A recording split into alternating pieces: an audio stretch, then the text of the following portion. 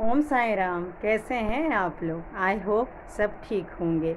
आज जो मैं आप लोग के साथ शेयर कर रही हूँ, कभी भी माता पिता को अपने ही बच्चों के साथ भेदभाव नहीं करना चाहिए। छोटी मोटी भेदभाव चलता है, लेकिन जानबूझ के जब हमारे बच्चे बड़े होने लगते हैं तो जानबूझ के बहुत ज़्यादा भेदभाव नहीं करना चाहिए। अगर छोटे बच्चे मान लीजिए चंचल होते हैं, जानबूझ के बड़े की शिकायत करते हैं, तो हमें ध्यान देना चाहिए कि सच में बड़े की गलती है या छोटे की गलती है। क्योंकि कुछ बच्चे ना जानबूझ के ज़्यादा एक्स्ट्रा ऑर्डिनरी बनते हैं और जानबूझ के छोटी छोटी बातों पे माँ बाप का केयर करते हैं, ताकि जो उनके भाई बहन हैं उनको माँ बाप डांटे, गुस्सा करे। क्योंकि एक बार जब देख लेते हैं ना बड़े को डांटते हुए, तो छोटे बच्चे के दिमाग में ये चीज़ आ जाता है कि भाई मैं थोड़ा थोड़ा अच्छा काम करूँगा तो मेरे मम्मी पापा मेरे से खुश होंगे, और मेरे जो भाई हैं, मेरे जो बहन है बड़ी वाली, उसको डांटेंगे। तो डांट सुनाने के लिए भी कई बार क्या होता है, बच्चे ज़्यादा अच्छा थोड़ा अच्छा काम करते हैं, लेकिन दिमाग में रहता है कि हम अपने पेरेंट्स से बड़े को डांट सुनवाए। और ये चीज़ ना छोटे में तो मान लीजिए अच्छा लगता है कि छोटा बच्चा देखो चापलूसी कर रहा है, शिकायत कर रहा है, लेकिन यही चीज़ ना आदत बन जाती है, और बड़े होते होते तो वो जैसे छोटे में खिलौना और कार वगैरह छीन लेते हैं, खाना छीन लेते हैं ना छोटा भाई या बड़ा भाई। तो अगर आप इस चीज़ को नहीं रोकेंगे ना, तो बड़े में ना सच में बड़ा या छोटा भाई का लोग हक छीन लेता है। छोटी छोटी सब कुछ अपना ही सोचता है। हिस्सेदारी तो मान लीजिए एक घर में 2 बच्चे का जन्म होता है, लेकिन कोई कोई केस में बड़ा या छोटा क्या करता है, अपने आप को ही सोच लेता है कि मैं मैं अपने मम्मी पापा का बेटा हूँ, जो भी चीज़ मेरे माँ बाप के पास है वो सारा चीज़ बस मुझे मिल जाए और मेरे भाई या बहन को कुछ भी ना मिले। तो बस हम पेरेंट्स को ध्यान रखना पड़ता है कि वो गलती शुरू से ही ना होने दे, और शुरू से ही ध्यान रखें। और ख़ासकर छोटे बच्चों के सामने अपने बड़ों बेटा या बेटी को तो बिल्कुल ज़्यादा नहीं डांटना चाहिए, नहीं तो कोई इज्जत ही नहीं करते। आपके छोटा भाई बेटा बेटी जो भी है ना, वो आपके बड़ा बेटा बेटी को इज्जत ही नहीं करते हैं। वो हमारी गलती की वजह से होता है। ये सब मैं इसलिए कह रही हूँ, मैं देखती हूँ ना कि मेरी छोटी बेटी को अगर मैंने बड़ी बेटी को थोड़ा सा भी डांट दिया तो वो दिमाग में ले लेती है, और फिर जिस लैंग्वेज में मैं डांटती हूँ तो उसी लैंग्वेज में बोलना शुरू कर देती है। कई लोग को तो मैं देखती हूँ, बड़ा भाई है लेकिन भैया तक नहीं बोलना है, नाम लेके बोलना है, तू करके बोलना है। तो जैसा हम अपने बड़े बच्चों को इज्जत दिलाएंगे ना, बोलेंगे, वैसे ही हमारा जो छोटी बेटी होगी या बेटा होगा वो वैसे ही बोलेंगे। तो माँ बाप को बहुत ज़रूरी होता है कि अपने बड़े बच्चे को रिस्पेक्ट हम छोटे बच्चे से कैसे दिलाएं। छोटे बच्चे के पास दिमाग नहीं होता है, जैसा आप करेंगे वो वैसे ही आपके बड़े बच्चे के साथ करेंगे। तो हमारी बहुत ज़्यादा जिम्मेवारी बन जाती है। और नहीं तो धीरे धीरे ये इतना अगर आप भेदभाव करने लगेंगे, छोटे को ज़्यादा प्यार करेंगे, आप बड़े को नहीं करेंगे, तो बड़े बेटा बेटी आपसे नफ़रत करे ना करे, छोटे बेटा बेटी को आपको आदत बन जाएगी शिकायत करने का, चापलूसी करने का, और बड़े का सब कुछ छीनने का। और अगर आप भी सपोर्ट करते रहेंगे तो सच में एक दिन जब बच्चे बड़े होते हैं तो बस चाहते हैं कि हमारा सब कुछ हो जाए, मेरे भाई या बहन को कुछ भी ना मिले। ये सब मैं ऐसे ही नहीं कह रही हूँ, मैं भी रियल लाइफ की स्टोरी सुना रही हूँ। और नहीं करनी चाहिए भेदभाव। ये मैं अपनी कहानी ज़िंदगी की सुना रही हूँ, 4-5 साल की स्टोरी, 19-20 का। तो उसी में एक ये बहुत ही ख़ास टॉपिक है कि अगर मेरे फादर इन लॉ मेरे हस्बैंड यानी कि वो अपने बड़े बेटे के साथ भेदभाव नहीं करते, तो आज हिम्मत नहीं होती मेरे देवर या देवरानी को जो बिहेवियर वो मेरे साथ या वो मतलब अपने बड़े भाई के साथ कर रहे हैं, वो गलती से भी नहीं करते।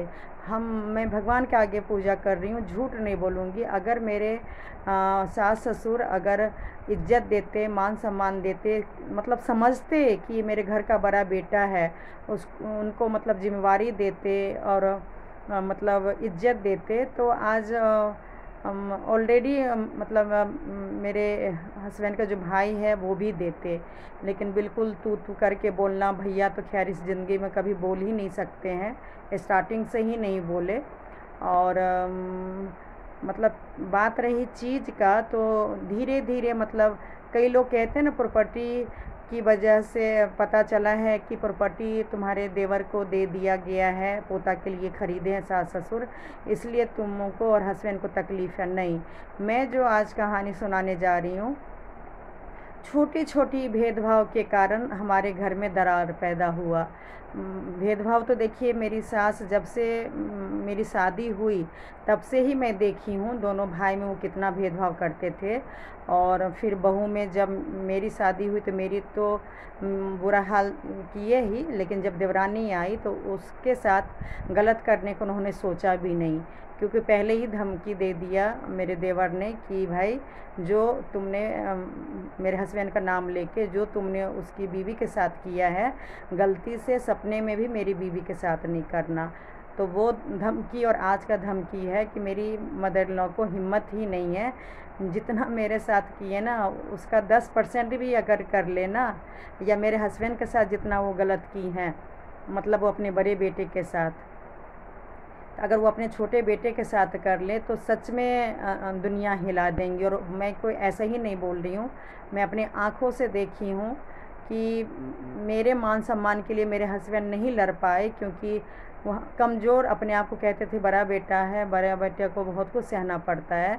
लेकिन मैं खुद असली रूप देख चुकी हूँ देवर का, शादी से पहले ही, कि मतलब आज अगर मान लीजिए मैं mother in law father in law के बारे में बोलती हूँ तो बहुत बुरा लगता है, लेकिन हकीकत में जो मेरे देवर ने किया मेरी मदर इन लॉ के साथ, मेरे फादर इन लॉ भी गवाह हैं, उन्होंने भी देखा और मैंने देखा, और कोई नहीं देखा। सही बोलूँ, मेरी बातें तो पूरी दुनिया में फैला रहे हैं मेरे हस्बैंड या देवरानी या सास ससुर सब लोग मिलके, लेकिन जो गलती क्या महा गलती जो मेरे देवर ने वो अपने शादी से पहले किए, वो शायद ही कोई बेटा मतलब करेगा, वो भी किसी और के लिए, मतलब अपनी बीवी बच्चे के लिए नहीं, किसी और के लिए, जो अपनी माँ के साथ किए और पिता के साथ। सही बोलूँ, आज मेरे हस्बैंड को बेदखल नहीं करके मैं भगवान के सामने हूँ। वो सीन जब मैं याद करती हूँ ना, जो चीज़ मेरे देवर ने किया, कैसे मेरी सास या ससुर ऐसे बेटे को माफ़ करके आज शादी करवा दिए इतनी बड़ी गलती करने के बाद, और उसके बाद मतलब बहू को अपना लिए, बच्चा पोता पोती को अपना लिया, और ऐसा अपनाए कि मतलब हम लोग के साथ धोखा करने में, छल करने में, भेदभाव करने में थोड़ा भी नहीं सोचते हैं। पहले मदर इन लॉ सास नहीं सोचती थी और अब ससुर भी नहीं सोचते हैं। तो ये सब सिर्फ एक चालबाज के कारण ही हो सकता है, एक नॉर्मल इंसान नहीं कर सकता है। मतलब हम लोग को भी मौका मिला था देवर के शादी से पहले, मुझे और मेरे हस्बैंड को, अगर चाहती तो देवर की बुराई कर करके जब मैं ऑफिस जाती थी, इतनी बुराई मेरे देवर के बारे में लोग बोलते थे, करते थे। अगर वो सारा चीज़ मैं आके सास ससुर को बोलती ना, तो मतलब आज मैं भी एक अपना पोजीशन बना लेती, हस्बैंड का भी।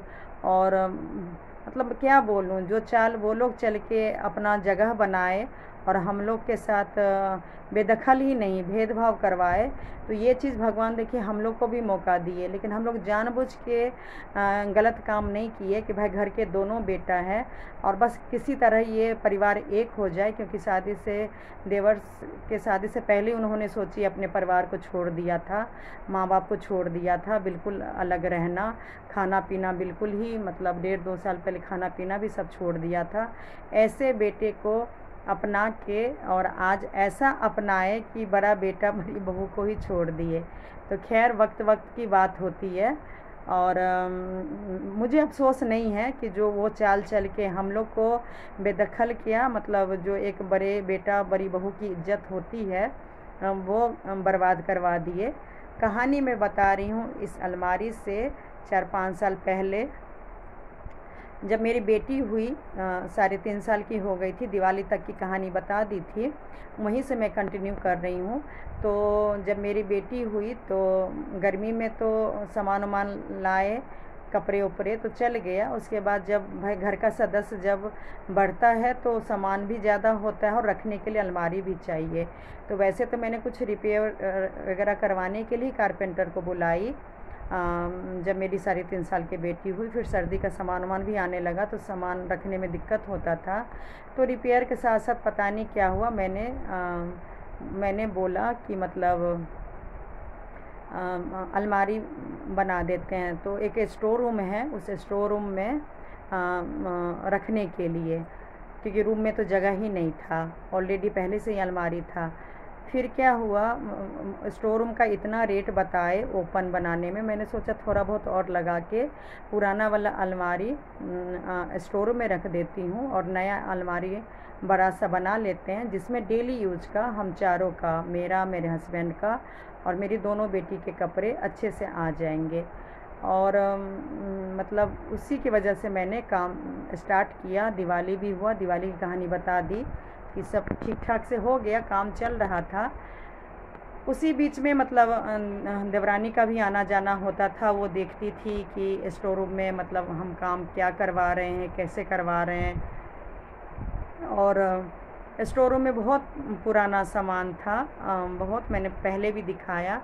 10 साल पहले से स्टोर रूम बना हुआ था, जो भी कचरा कवारा था वो लेके रखे हुए हैं। और मेरे देवर तो ना जाने दुनिया के कहाँ कहाँ के क्या क्या सामान, जिसको आप कब्जा बोल सकते हैं, कब्जा करना, तो जो 10 साल से कभी यूज भी नहीं किए हैं सामान को, वो सारा सामान ला ला के रखते गए। और मेरे सास ससुर ने पूरा ही छूट दिया हुआ है।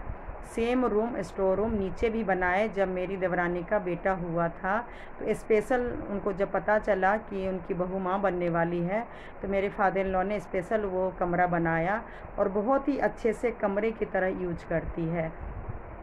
लेकिन वही स्पेस ऊपर भी बना तो उन्होंने मेरे लिए नहीं बनाया, सिर्फ अपने यूज के लिए बनाया। और जब बनाया तो उन्होंने बोला मैं ताला लगाऊंगा, लेकिन थोड़ा थोड़ा करके फिर हम लोग मतलब रखना स्टार्ट किए। कई बार धमकी दिए कि सामान हटाओ, मैं रखूँगा। तो मैं बोली ठीक है, आप सामान लेके तो आइए। सही बोलूँ, सामान है नहीं, लेकिन ज़बरदस्ती का ताला लगाना है। मतलब इस घर से जब उनका पोता हुआ तब मैंने अपने घर रजिस्ट्री करवाया। रजिस्ट्री कराने के बाद तो ना जाने कितने बार, मेरे हस्बैंड को पता ही नहीं कितने बार वो मुझे धमकी दिए हैं। मैं कोई कान की कच्ची नहीं हूँ कि मुझे किसी और ने बोला, डायरेक्ट ही मुझे धमकी देते थे घर से निकालने के लिए और किराए के लिए। सही बोलूँ तो 10-12 साल से उनका सपना ही रह गया किराया का, क्योंकि मेरे हस्बैंड जाते ही नहीं हैं, क्योंकि उनका बस यही कहना है। और सही बात है कि भाई एक तो हम लोग फ्लैट छोड़ के आ गए, ये ऊपर इतनी धूप, इतनी गर्मी, सब कुछ हमने अपना खर्चा करके धीरे धीरे यहाँ पे रहने लायक थोड़ा बनाया। और लेकिन फिर मन में बोलो को लालच आ गया कि भाई हमें किराया लगाना है, घर खाली करो। तो कुछ भी अगर ऊपर मैं रिपेयर का काम करती थी, पूरा छत ओपन था, एक कमरा एक बाथरूम था, किचन में जाने के लिए, बाथरूम जाने के लिए पूरा बारिश धूप का सामना करना पड़ता था। उसको पूरा फ्लैट का लुक देने के लिए, कवर के लिए पूरा एक रूम बनाया, टाइल्स पत्थर लगाए, मॉडलिंग किचन बनाए, सब कुछ किया। लेकिन अब लालच आ रहा है कि किराए लगाएंगे। तो देखिए, वो अब भगवान की मर्जी। मैं तो पूरी कोशिश में लगी हूँ, लेकिन मेरे हस्बैंड अब देखिए क्या करते हैं। वो तो बात की बात है। फिर स्टोर रूम में यकीन नहीं करेंगे, मेरे हस्बैंड को भी इतनी हिम्मत नहीं, कितना कचरा कवारा, जनरेटर, इन्वेटर पुराना, मतलब ना जाने क्या क्या सामान जो बिल्कुल यूज नहीं हुआ। और मैं इसलिए कह रही यूज नहीं हुआ, 10 साल से कोई झांकने भी नहीं आया, कभी सफाई करने भी नहीं आते कि भाई उसमें हमारा सामान है तो कुछ सफाई भी कर दे। फिर हम लोग भी ऊपर ऊपर रखे थे, तो फिर हमने क्या किया, जो अंदर अलमारी था उस अलमारी को हमने स्टोर रूम में रख दिया और रूम में जगह बना तो हम अलमारी बनाने लगे। जब से अलमारी बना रही थी, टाइम तो थोड़ा लगता ही है, और तब से मतलब मेरे फादर इन लॉ को, मुझे खैर एक एक खबर पता है, उनको नहीं पता होगा, लेकिन जहाँ वो जो बोलते थे सब मेरे को पहुँचा ही देता था खबर, कि जब से मैं ऊपर अलमारी बना रही थी कि उनको लग रहा था कि जितना ऊपर व्यवस्था करती रहेगी उतना ही ये फ्लैट छोड़ के नहीं जाएगी। उनको लगा होगा कि दूसरा बच्चा हुआ है तो मतलब घर खाली कर दे। यहाँ तक कि मैंने एक किराया 6 महीना तक तो सोची किराया लगा नहीं, लॉकडाउन में 2020 की कहानी बता रही हूँ। और जब मैंने एक 6 महीने में किराया फ़ाइनल किया, आप यकीन नहीं करेंगे किराएदार को भड़का रहे हैं, किराएदार को बोल रहे हैं कि महंगा किराया दे रहा है, हम आपको सस्ता दे देंगे, हम लोग इसको घर से भगा रहे हैं, मतलब किसी और से कहलवाए, और ये इस घर से जाने वाली है, वो अपने घर में जाएगी, आप उस घर में मत जाओ। मुझे किराएदार जब फ़ाइनल कर दी तब बोले कि भाभी हम लोग जाएं कि नहीं जाएं। फिर मेरे हस्बैंड ने पूरा डायरेक्ट सुना कि मेरे पापा इतना बड़ा षड्यंत्र रच रहे हैं कि किराएदार को वहाँ नहीं जाने दे रहे हैं, मतलब घर खाली कराने के लिए ना जाने कितना कोशिश कर रहे हैं। फिर भी पता नहीं उनका भगवान क्यों नहीं सुन रहे। मैं तो चाहती हूँ कि भाई मतलब सच्चे मन से पूजा पाठ कीजिए तो सुन लेंगे और हम घर ये खाली कर देंगे, हस्बैंड को भगवान ये बुद्धि देंगे। फिर क्या हुआ, मतलब मेरे हस्बैंड ने खुद सुना कि मेरे फादर इन लॉ इतना बड़ा षड्यंत्र रच रहे हैं नीचे घर के ससुराल वाले। तो फिर मेरे हस्बैंड ने बोला नहीं, हम लोग अभी कुछ महीना नहीं जाएंगे, आप या साल नहीं जाएंगे, आप अभी ले लीजिए, हम लोग अभी यहीं रहेंगे, लॉकडाउन तक तो यहीं रहेंगे, फिर जब कुछ काम नया बिजनेस वगैरह होगा तब जाएंगे। फिर हमने बहुत ही अच्छे से लेबर से एक एक सामान सारा निकाला, अच्छे से सफाई करवाए, और जितना भी कचरा कवारा मतलब जो यूज बिल्कुल नहीं होता है हमने हटाया नहीं, उनका सारा सामान हमने पीछे रख दिया। और आगे की तरफ हमने पहले से मेरा एक अलमारी था ही, और एक जो अंदर अलमारी था वो भी रख दिए, ताकि जो हम लोग का जो सामान है वो आगे निकाल सके। और वो लोग को सामान तो खैर निकालना नहीं है, पता है अच्छे से, सिर्फ कब्जा करने के लिए रखे हुए हैं, यूज़ तो कुछ होता नहीं है। और कभी कल को मान लीजिए बेचना होगा या निकालना होगा तो वही लेबर स्टाफ किसी से या मेरे हस्बैंड अपना पीछे से जाके निकाल देंगे। बहुत ही अच्छे से हमने उसको सेट कर दिया, और ये सारा चीज़ देवरानी देखती थी, और मेरे फादर इन लॉ सास लोग को ऊपर क्या क्या हो रहा है, क्या बन रहा है, नहीं बन रहा है, सारा चीज़ खबर वहाँ देती रहती थी। मेरे हस्बैंड मेरे हस्बैंड तो खैर कुछ नहीं बोले, सब अपना खर्चा मुझे ही करना था, व्यवस्था करना था, वो मैं अपना कर रही थी, और वो बोले नहीं कितना खर्चा क्यों कर रही हो, कहाँ बुलाई थी कारपेंटर को रिपेयर के लिए और कहाँ बहुत ज़्यादा फिर काम करने लग गई। लेकिन मेरे फादर इन लॉ को बिल्कुल भी अच्छा नहीं लगता था, और ये सारी कहानी बातें मुझे जिनके सामने वो बुरा भला मेरे बारे में बोलते थे कि घर से जाती क्यों नहीं है, और देवरानी जो जो खबर वहाँ पहुँचाती थी कि वहाँ ये बन रहा है, स्टोर रूम में ये हो रहा है, उसी में एक कोई लेबर मतलब बोला कि भाभी आपका काफ़ी पुराना टीवी रखा हुआ है, तो वो दे देते तो हम लोग यूज कर लेते। अभी तो 500-1000, बहुत ही छोटा साइज़ में, पहले शायद दिखाई भी थी, बहुत ही छोटा, मेरे शादी से पहले देवर का था, और मेरा शादी वाला तो बहुत ही बड़ा टीवी जो मेरे फादर इन लॉ ने यूज कर लिया अपने कमरे में लगा के, और मुझे बिल्कुल छोटा सा टीवी दे दिए। लेकिन फिर जब हमने भी एलईडी लगा लिया तो वो फिर स्टोर रूम में चला गया। चाहती तो मैं हटा देती, जैसे मेरे फादर इन लॉ ने जब हटाया मेरे शादी वाला टीवी तो एक बार भी नहीं पूछे, एक बार भी नहीं बोले कि इतना दिन मैंने यूज कर लिया, थोड़ा बहुत ख़राब हुआ है, तुम यूज करोगी क्या, उन्होंने सीधे एक्सचेंज कर दिया। तो मैंने कुछ नहीं बोला। हाँ, ये सब चीज़ मैं देवरानी को ज़रूर बोलती थी कि देखो भले ही पुराना हुआ, मेरे पापा का यादगार टीवी था, एक दिन भी मुझे देखने नहीं दिए, बहुत ही महंगी टीवी। मैं 2020 में मतलब मेरे ससुराल वाले सही बोलूँ सोच भी नहीं सकते थे इतना बड़ा टीवी लाने के लिए, उससे पहले बहुत ही छोटा टीवी था, बहुत ही छोटा। लेकिन उन्होंने चलो अच्छे से देखा उसके चक्कर मेरी मदर इन लॉ बहुत लड़ाई भी की कि हमारे घर में ये मेरे कमरे में नहीं रहेगा, बहू लड़ेगी। लेकिन मैं क्या लड़ूंगी, मेरी सास ही बहुत शादी हुआ ही था और 2-3 दिन बाद ही मैंने इतना भयानक सास ससुर में लड़ाई देखा टीवी के चक्कर में। लेकिन मेरे ससुर जी को तो भाई बड़ा टीवी चाहिए था, क्योंकि उन्होंने पसंद से ख़रीदा था।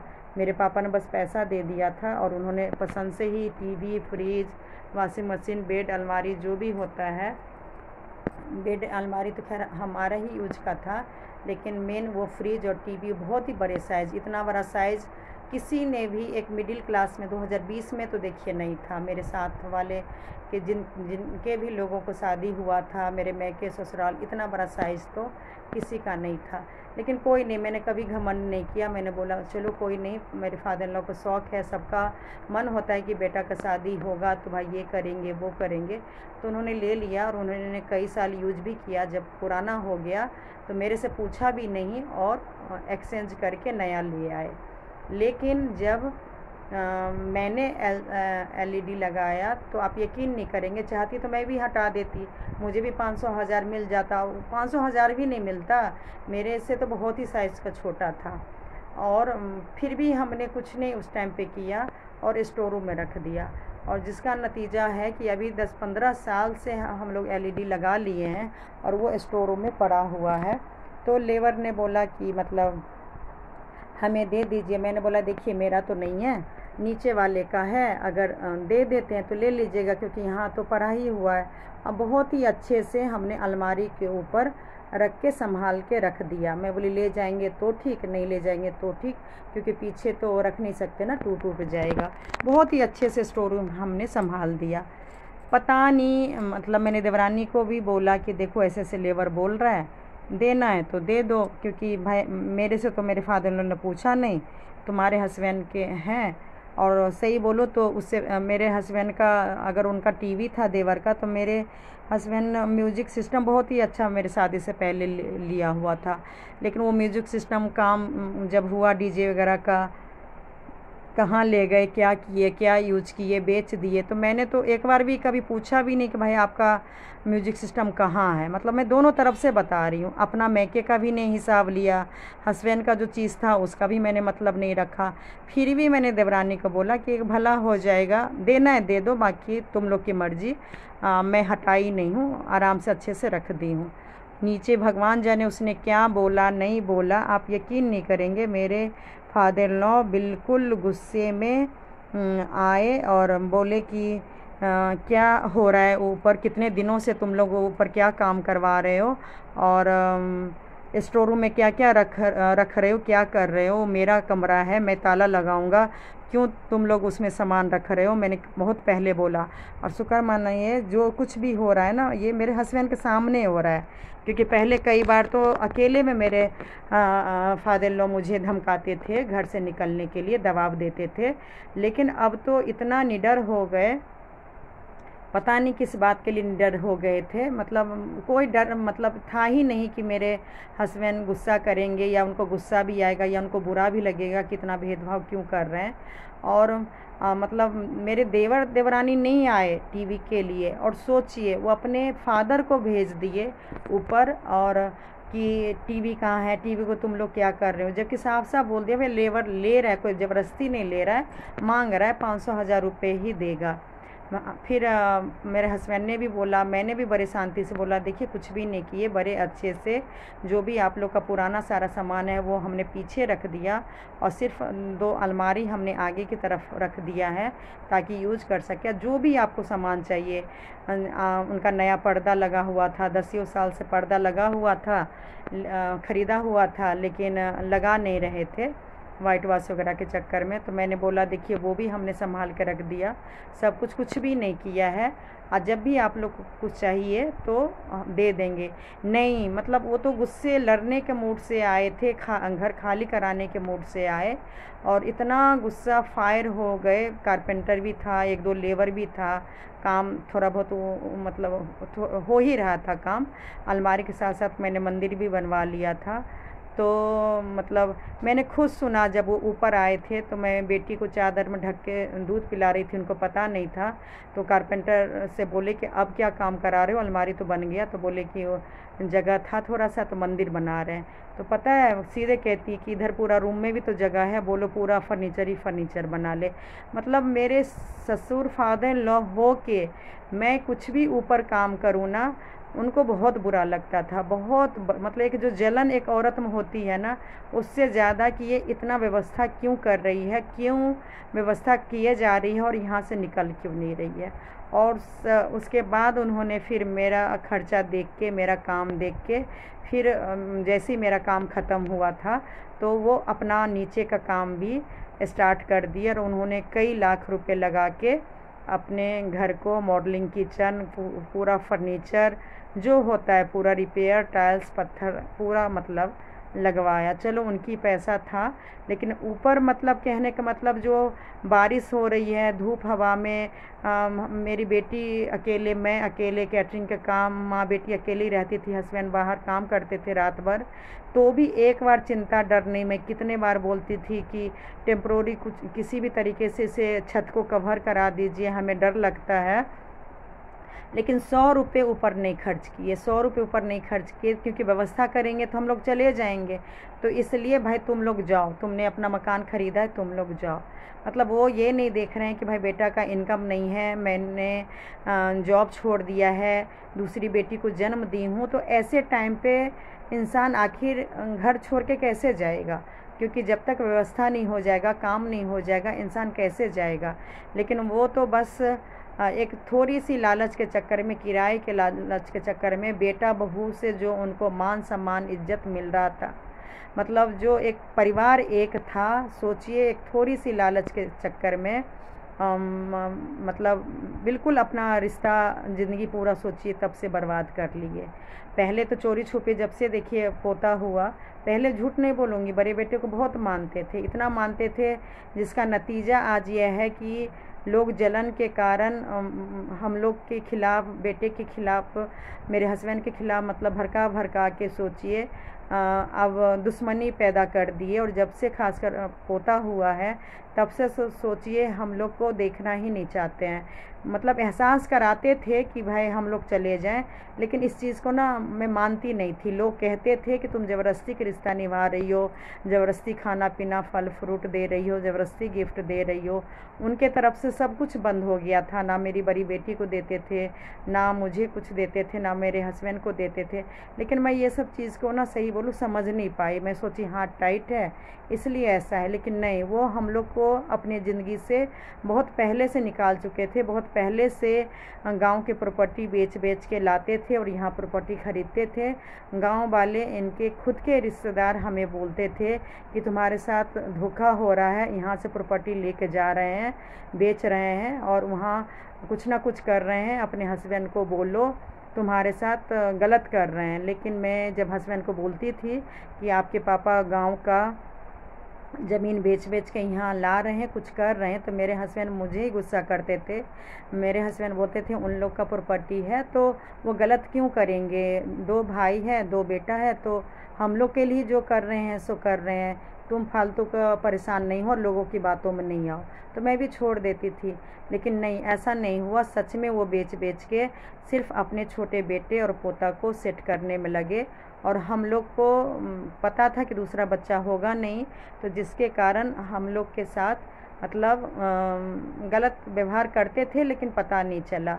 और 2000 मतलब 19 में जब बेटी होने से पहले जो पता चल गया था कि मतलब ये घर प्रॉपर्टी ख़रीदे हैं अपने छोटे बेटे के नाम से जब से पोता हुआ है, तो उसके बाद जो हम लोग का जॉइंट बिजनेस था, लेकिन कम से कम ग्रोसरी का सामान वगैरह जो देते थे, ख़रीदते थे साथ में, ऊपर के लिए भेज देते थे, और वो मतलब कमाते थे, मेरे हस्बैंड कमाते थे और फिर फादर इन लॉ को ही देते थे, और उनको मतलब पूरा मालिक बनाए हुए थे, क्योंकि मेरे फादर इन लॉ ने ही पैसा लगाया था। तो मान सम्मान इज्जत देने के लिए पैसा देते थे, फिर वो सबका राशन लेके आते थे। मतलब मेरे फादर इन लॉ को भी अच्छा लगता था, जबकि उसमें देखिए मेरा लॉस ही होता था। मैं ऑफिस जाती थी, ऑफिस में खाती थी, कभी नहीं खाती थी, कभी रात में, और ज़्यादातर मेरा बढ़ती होता था। तो मैं राशन बहुत कम मंगाती थी। मेरे फादर इन लॉ खुद फ़ोन करके बोलते भी थे। तो मैं 1 महीना में राशन नहीं मंगाती थी, 2 महीना, 3 महीना, 4 महीना हो जाता था। 4-4 महीना में सोचिए मेरा सिलेंडर ख़त्म होता था। तो मैं क्या बनाती थी, और राशन तो अगर वो मेरे को पैसा मेरे हस्बैंड देते तो फल फ्रूट, खाना पीना, जो मुझे सच में ज़रूरत था वो मैं खर्च करती। लेकिन शुरू से इन लोगों ने सिस्टम रखा, बस राशन ग्रोसरी का सामान देना है, बाकी जितना भी खाना पीना, आना जाना, लेनी देनी, मैके, गिफ्ट जो भी है वो सारा खर्चा पर्सनल करो। क्यों? क्योंकि पता था जॉब कर रही हूँ, तो जब से जॉब कर रही हूँ तो कुछ भी खर्चा होता था। यहाँ तक कि वो अपने बेटे को भी, आज देखिए बेटा ऐसा हो गया है, नहीं तो बेटे को भी बिल्कुल अपने उंगली पे जैसे नचाते हैं ना, वैसे नचाते थे। और कुछ भी अगर बड़ी बेटी के ट्यूशन खर्चा हुआ, खाना पीना हुआ, कपड़े हुआ, तो सीधे मतलब कहते थे कि मेरे हस्बैंड कहते थे कि भाई तुम खर्चा करो। और जब मैं गुस्सा करती थी तो वो और गुस्सा करके दिखाते थे, और अपने पापा घर वाले को बुला लेते थे। और मेरे फादर इन लॉ हमेशा पता है क्या फ़ैसला करते थे कि भाई तुम जॉब कर रही हो तो तुम क्यों नहीं खर्च करोगी। मेरे फादर इन लॉ को अच्छे से पता था कि जब मैं ऊपर आई उसके बाद ही मैंने घर ख़रीद लिया, और EMI पे है, लोन जा रहा है मेरा। मतलब इतना भी इनकम नहीं था कि मैं घर में भी सारा खर्चा करूं, और मतलब घर घर का EMI भी दूं।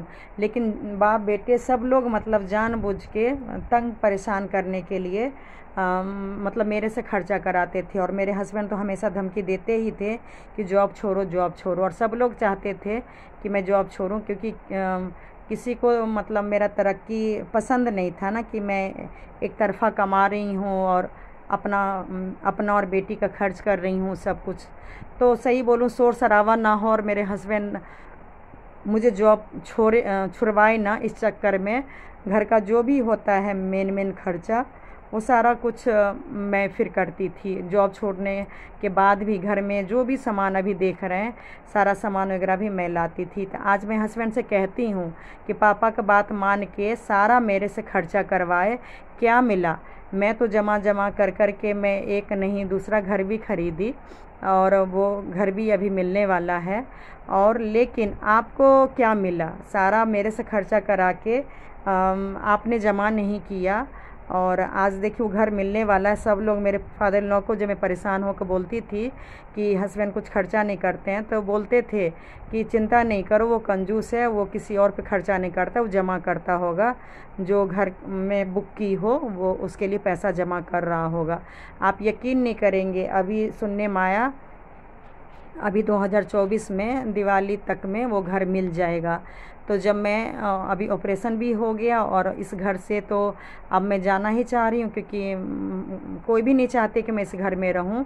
तो ऑपरेशन के बाद मैं कोई भी टॉपिक ऐसा नहीं छेड़ती हूँ कि मेरे हस्बैंड को परेशानी हो। लेकिन जब पता चला कि पैसा देना है, बहुत लोगों ने मेरे साथ के जो घर लिए थे पैसा दे दिए, और हम लोग कई साल से पैसा नहीं दिए हैं।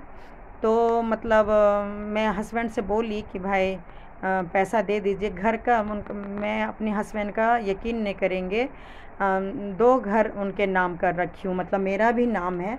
और वो कहानी भी बताऊँगी कि मैंने नाम हस्बैंड के क्यों किए, क्योंकि मेरे फादर इन लॉ ना मतलब धमकी देते थे। जब झगड़ा बहुत ज़्यादा बढ़ जाती थी, होता था, तो 1-2 बार मैं जब मैके चली गई, और बिल्कुल मतलब सोचती थी कि अब नहीं आऊँगी, बहुत परेशान कर दी हैं, तंग कर दिए हैं, अपना कमाऊँगी, अपना रहूँगी और बेटी के साथ रहूँगी। तो मेरे फादर इन लॉ धमकी देते थे कि हाँ चली जा, तलाक ले ले, लेकिन सोचना नहीं कि तुमको ससुराल से कुछ मिलेगा, क्योंकि तुम्हारे पति के नाम पे ना बस कच्छा और बनियान है। मतलब फूटी कौड़ी भी तुमको नहीं देंगे। खुद भी धमकी दिए और एक बार तो अपने दोस्त लोग को भी, मेरे ऑफिस में 2-4 लोग को साथ लेके आए और धमकी दिए कि मैके से ससुराल आ जाओ, नहीं तो फूटी कौड़ी भी तुमको नहीं मिलेगा, इस तरीके से मेरे ऑफिस में आके। तो मतलब आप यकीन नहीं करेंगे, मैं खैर कॉम्प्रोमाइज़ करके, जब किसी और के लिए नहीं, सिर्फ बड़ी बेटी के कॉम्प्रोमाइज़ करके जब मैं आई और जब मैं घर ख़रीदी, तो आप यकीन नहीं करेंगे। और मेरे हस्बैंड को भी बहुत कान भरते थे सबके सब कि भाई बीबी भाग जाएगी, बीबी के पास पैसा है, प्रॉपर्टी है, वो कभी भी छोड़ देगी। तो हस्बैंड तसल्ली से नींद से सोए और उनको लगे कि बीबी कहीं नहीं भागने वाली है। घर वाले उनको भड़का रहे हैं, कोई और उनको भड़का रहा है, मैं गलत नहीं हूँ। आप यकीन नहीं करेंगे, एक नहीं मैंने 2-2 घर उनके नाम कर दिया। और उसके बाद मतलब आज उस घर में जब मैंने बोला कि भाई पहला घर में तो बहुत ही नाम मात्र का पैसा मेरे हस्बैंड और फादर लॉ ने दिया, और दूसरे घर में जो अभी मिलने वाला है वो उसमें तो बिल्कुल भी नहीं दिए। तो मैं जब हस्बैंड को बोली कि भाई पैसा मेरे से तो इतना आप, जब मैं घर बैठी हूँ सारा खर्चा आप करवा रहे हैं तो पैसा दीजिए। आप यकीन नहीं करेंगे, मतलब बिल्कुल भी पैसा नहीं दिए। मतलब एक नर्सरी क्लास मेरी बेटी कॉलेज में, उसको तो फीस चलो नहीं दिए, घर के खर्चे में भी बहुत कम देते हैं। सारा फैंसी महंगा सामान कपड़े जो है वो सब में बिल्कुल नहीं। और यहाँ तक कि घर के जो जिस घर को मिलेगा, और हम लोग पूरा उम्मीद करके बैठे कि अब उसी घर में हम लोग अब जाके रहेंगे, देखिए अगर भगवान ने चाहा तो। उस घर में भी सोचिए बिल्कुल भी पैसा नहीं दे रहे हैं। तो फिर मैं ऑपरेशन हुआ, मैंने बोला भी कि भाई लोग तो कह रहे हैं आप बहुत कमा रहे हैं। तो बोले कौन लोग बोल रहा है? मैंने बोला आपके घर वाले बोल रहे हैं, आपके माँ बाप ही बोल रहे हैं, और पूरी जो भी दुनिया समाज में है सभी को वो बोल रहे हैं कि बिजनेस जॉइंट का था, कमाता खुद है और सारा खुद रखता है, मतलब आपको चोरी का इल्ज़ाम लगा रहे हैं। कई रिलेटिव लोग ने मुझे बोला। आप यकीन नहीं करेंगे, अभी ऑपरेशन का शरीर है, मैं कोई चीज़ से उनको टेंशन नहीं देती हूँ, लेकिन इस बात से इतना गुस्सा हो गए, इतना फायर हो गए, अपने माँ बाप को इतना उल्टा सीधा बोले जो मैं यहाँ बोल ही नहीं सकती हूँ। मेरे हस्बैंड, पूरे ससुराल वाले का नेचर इस मामले में सही बोलूँ बहुत ख़राब है। बददुआ देना, गाली गलौज करना, पूरे चारों, मेरे सास ससुर देवर, मेरे हस्बैंड, सबको बहुत ही आता है। तो अपने ही माँ बाप को, भाई को, जो रिश्तेदार मेरे हस्बैंड को गलत बोल रहे हैं, कौन बोला करके खूब बद्दुआ दे रहे हैं। फिर मैं मन में सोची भाई अपने ही माँ बाप भाई लोग को इतना बद्दुआ दे रहे हैं, अपनी ही भतीजा लोग को बद्दुआ दे रहे हैं कि कोई नहीं भोगेगा मेरे हक का, सब ऐसे ही मतलब बर्बाद होगा। फिर मैं मन में सोची कि भाई कल को सच में इनके घर वाले बीमार होंगे, परेशान होंगे, तो मुझे पता है इनका कितना बड़ा दिल है, खुद ही भाग दौड़ करते रहेंगे, शरीर से परेशान होंगे। तो मैं ही फिर बात को सॉर्ट आउट करके नॉर्मल हो गई। तो कहने का मतलब ये हुआ कि मेरे फादर लॉ मतलब जब से उनका पोता हुआ है, छोटी छोटी बात पे अपने खर्चा पे अलमारी बनाई, लेकिन उनको मंजूर ही नहीं है कि मैं इस घर में रहूं, और वो भी मेरे देवरानी के कहने पे। भाई अगर टीवी के लिए लड़ना था, बोलना था खुद आके बोलते करते।